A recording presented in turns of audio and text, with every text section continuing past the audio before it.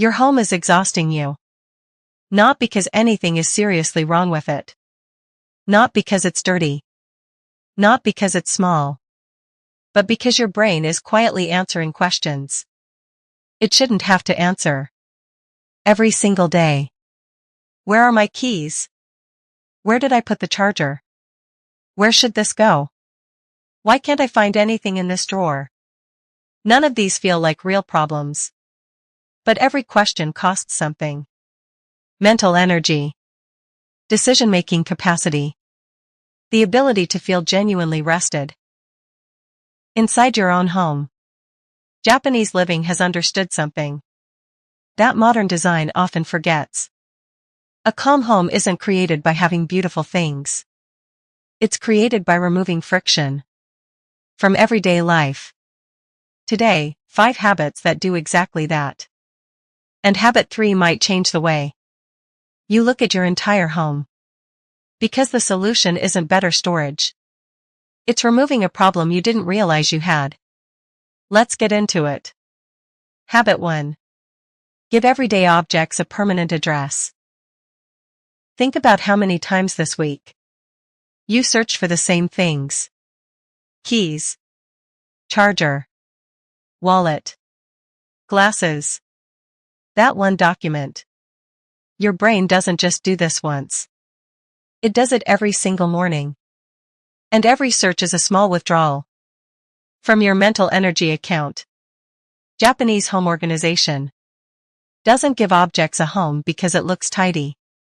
It does it because your brain shouldn't have to solve the same problem every day for the rest of your life.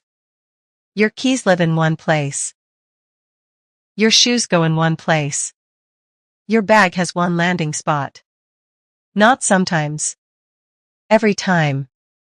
And here's the important rule. When you're finished using something, return it immediately. Not later. Not before bed. Right now. Because the real purpose of organization isn't making your home look good in a photograph. It's making tomorrow morning 5 minutes easier. Try this tonight. Pick 5 objects you search for regularly. Give each one a specific home. Then follow the one rule. Return it immediately every single time. 7 days of this. And you'll notice something. The questions start disappearing. Habit 2. Protect empty space like it costs money.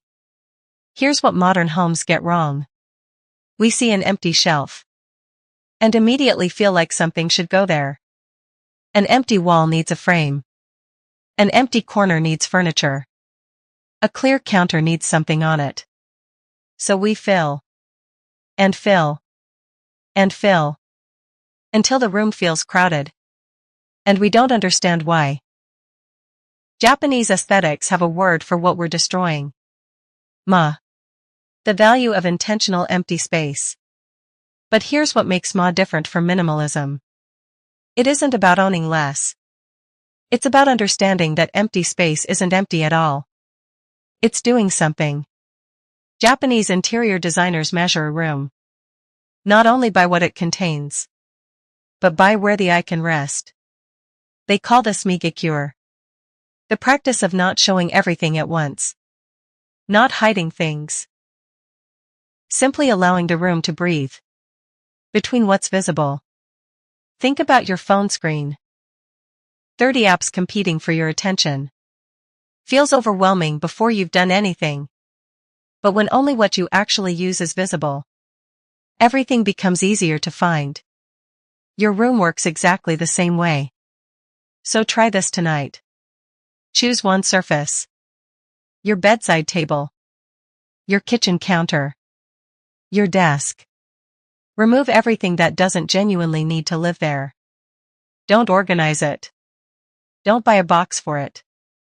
Just remove it. Then look at the space again.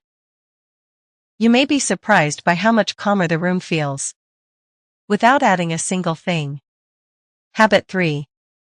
Design your home to reset in 5 minutes. Here's the mistake almost everyone makes. They wait until the home becomes completely overwhelming. and then spend an entire weekend fixing it. That's not cleaning. That's punishment. Japanese-inspired living works very differently. The environment is designed so that mess never gets the chance to accumulate. You finish eating. Dishes don't sit there all night. You come home. Shoes and bags go immediately where they belong.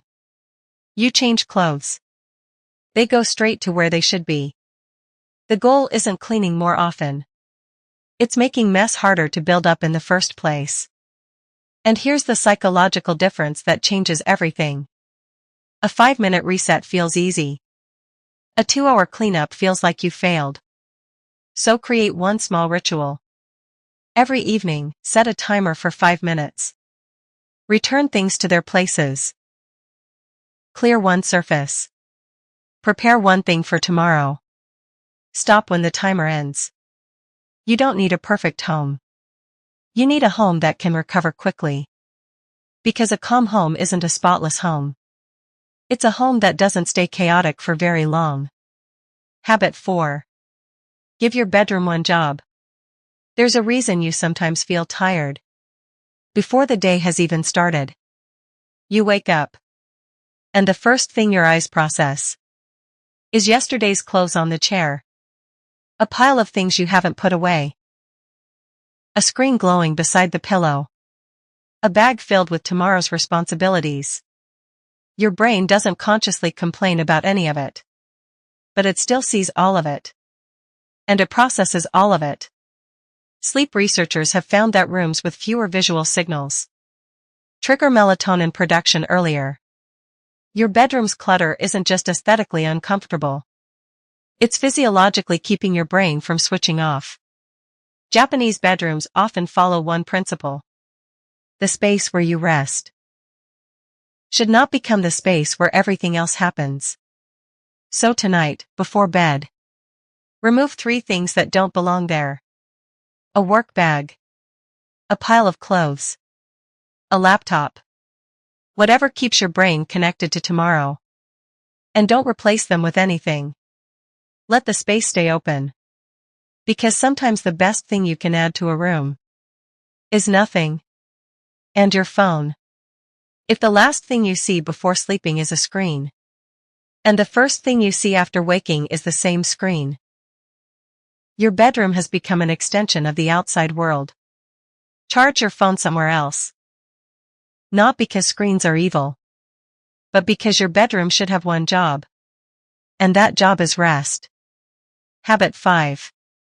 Stop organizing for the person you wish you were. This might be the most useful habit on the entire list. Most people organize their homes around how they wish they lived, not how they actually live. You buy a beautiful key bowl, and then keep throwing your keys on the counter anyway. You create a perfect closet, and wear the same 6 things on rotation. You build a system, and then blame yourself when you can't maintain it. But here's the thing. Maybe you're not the problem.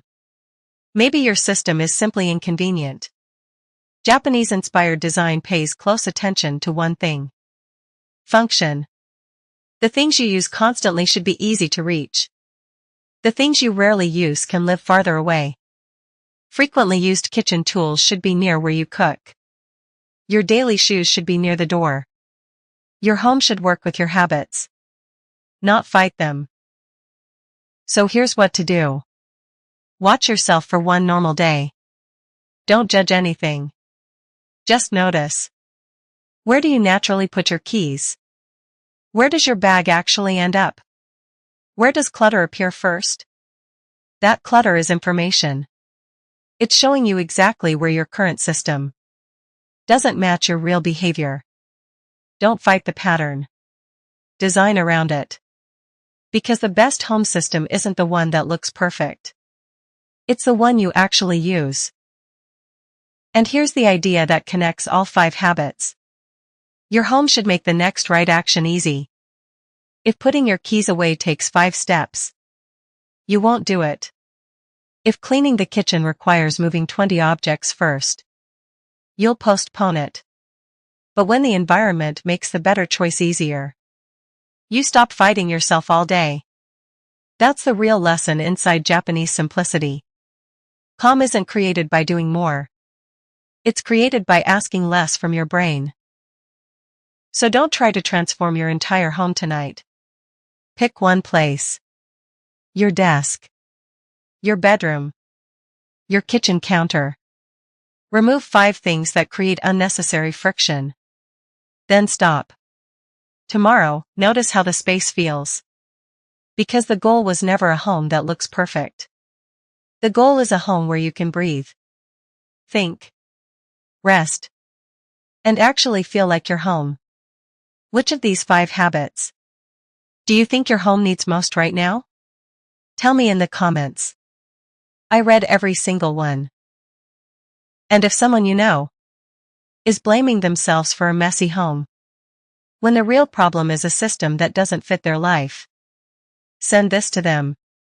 Because sometimes, the most generous thing you can offer someone is a simpler way to live inside their own space.